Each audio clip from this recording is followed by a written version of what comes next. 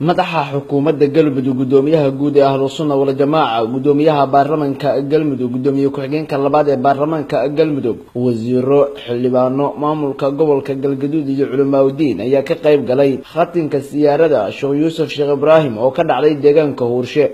siyaarada Sheekh Yuusuf Sheekh Ibraahim ayaa sanadkiiba mar lagu qabtaa deegaanka Huurshe. madaxa xukuumadda Galmudug iyo gudoomiyaha guud ee Ahlusunna wal Jamaaca ayaa ka hadlay siyaarada Sheekh Yuusuf Sheekh Ibraahim waxaana ay ka sheekeeyeen taariikhda uu lahaa Sheekh Yuusuf Sheekh Ibraahim oo ahaa caalim si weyn looga yaqaano guud ahaan Soomaaliya. marka qof walba ila qalbi xaadir ah ku dhageysto kalimaadka qaaliga oo runtii fursad hadiya ah ee sheekhu maanta noo hadiyeynayo.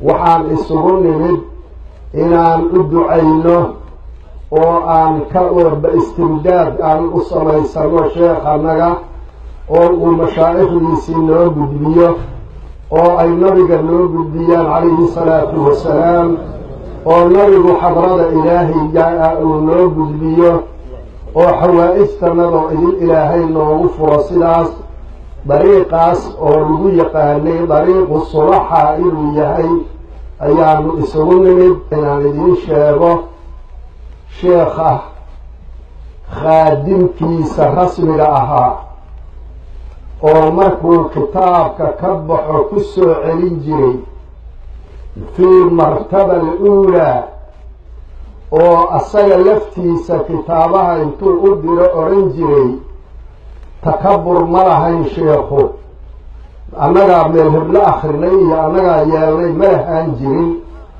ragga xertiisa ah buu diri jiray wuxuu odhan jiray kitaab fulaan orda loo soo qaada laakiin tilmaan buu siin jiray oo mashaa'ikhday ka soo qaadahayaan oo asalka ah oo waxa laga soo qaadaa inay yihiin wixii nabiga calayhi salaatu wasalaam ka sugnaaday wixii mashaa'ikhul islaam isku waafaqday wixii ahalka diinta islaamkoo dhani ay raaceen dariiqaas inuu ku soo qaado ayuu fari jiray.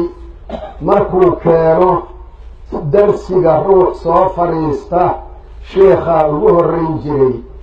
waxaan xusuusnahay maalin maalmaha ka mid ah ayuu wuxuu yidhi sheekhu wuxuu diray sheekh maxamed guule radia allahu tacaala canhu wa ardaa markaasuu yidhi noo soo qaad kitaab khaas ah intuu u diray soo qaad oo maca qawaacidihi loo keen.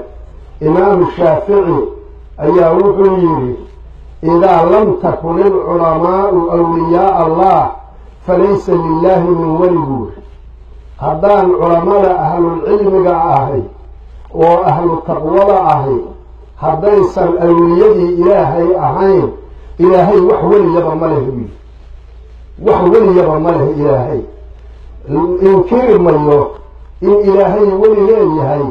ilaah baa sheegay alaa ina awliyaa allahi laa khawfun calayhim walaa hum yaxzanuun aladiina aamanuu wa kaanuu yattaquun lahum lbushraa fi lxayaati addunya wa fi alaakhira.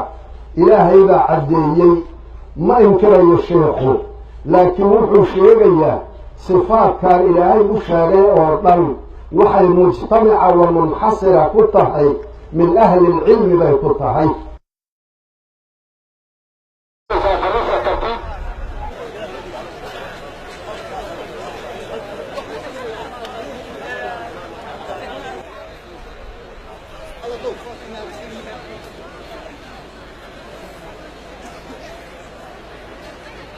magacaygu waa Salaad Barre Cumar oo ka imaaday degmada Gurceel una imaaday siyaarta Sheekh Yuusuf Sheekh Ibraahim.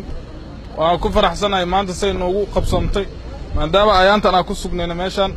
waxaan soo dhaweynaynaa dadka ka soo qayb galay iyo bulshada qaybadeeda kala duwan. waxaan soo siyaartay sheekhanagii Ahmad waxaan aad iyo aad ugu faraxsanahay kulanka maanta meeshan isku yimid iyo tacdiimka sheekhan tacdiimanayno. waxaan rajaynaynaa ilaahay inuu nagu liibana adduunyo aakhiraba. bismillaahi raxmaani raxiim. maanta waa maalin farxad badan dadka deegaanka dhammaantood waxay isugu yimaadeen siyaaradan Sheekh Yuusuf.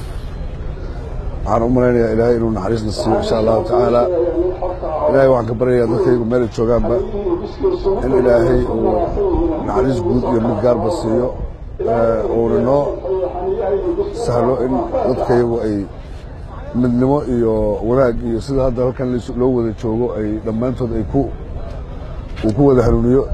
waxaan joognaa siyaaradii sheekh yuusuf sheekh ibraahim fiqi xasan sheekhaana weyn oo jaliilka ah waxaan awalna waa imaan jirray insha allahu haddaan ilaahay na baqiyo yeelana waa imaanaynaa